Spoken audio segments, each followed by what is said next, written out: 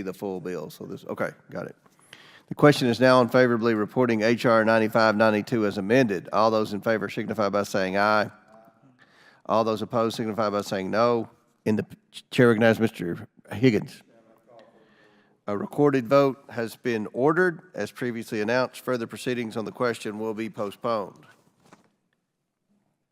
Our next item for consideration is H.R. 5300, the GAO Inspector General Parity Act. The clerk will please designate the bill. H.R. 5300, the GAO Inspector General Parity Act, a bill to amend provisions relating to the Office of the Inspector General of the Government Accountability Office and for other purposes. Without objection, the bill should be considered as read and open for amendment at any point. Without objection, so ordered. The chair recognizes himself to offer an amendment in the nature of substitute. The clerk please designate the amendment. An amendment in the nature of a substitute to H.R. 5300 is offered by Mr. Comer of Kentucky. Without objection, the amendment is considered as read, and the substitute will be considered as original text for the purposes of further amendment. I now recognize myself for a statement on the bill and amendment. 2 years ago, this committee helped pass, in bipartisan fashion, sweeping reforms for the Inspector General community. Those reforms passed in the fiscal year 2023 National Defense Authorization Act provided critical reforms to enable both the independence of federal agency inspectors general and proper congressional oversight over their activities. As a legislative branch entity, the Government Accountability Office's Inspector General was not included in those reforms. H.R. 5300 fixes that by providing the GAO Inspector General the same resources and oversight now provided to other IGs across the government. Those reforms include requiring the head of GAO to notify the Congress if the GAO Inspector General is to be removed or transferred, providing Congress the knowledge it needs to weigh in on such decisions if necessary. The bill also provides a pass-through budget for the Office of Inspector General, providing an additional layer of independence for the IG from the agency it oversees. Finally, the bill requires the GAO Inspector General to have its own legal counsel separate from the GAO, thus ensuring proper independence. This will allow the GAO Inspector General to continue working to keep GAO accountable to the American people and Congress.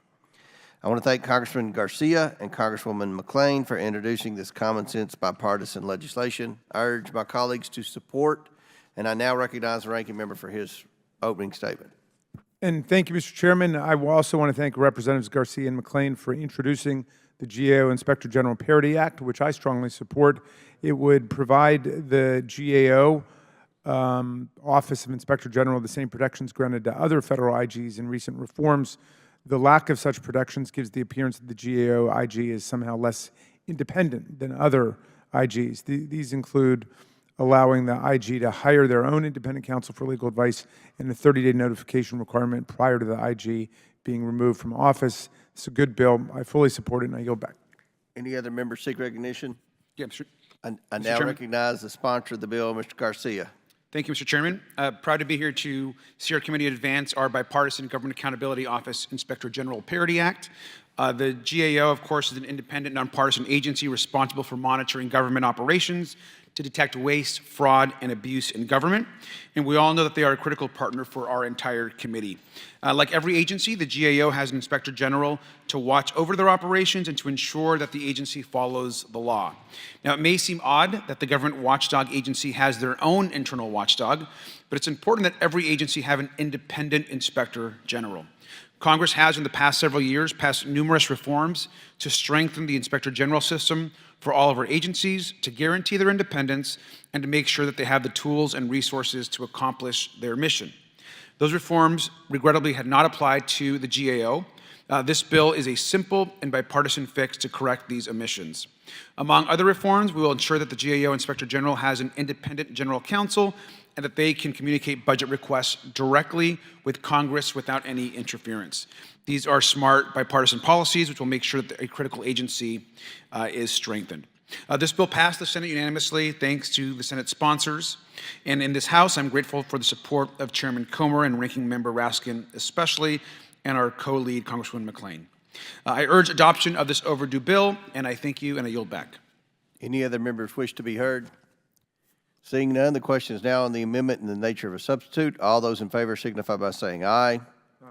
All those opposed signify by saying no. In the opinion of the chair, the ayes have it, and the amendment is agreed to. The question is now on favorably reporting H.R. 5300 as amended. All those in favor signify by saying aye. Aye. All those opposed signify by saying no. Chair now recognizes Mr. Burleson. Mr. Chairman, I request a recorded vote. Recorded vote has been requested by the gentleman from Missouri.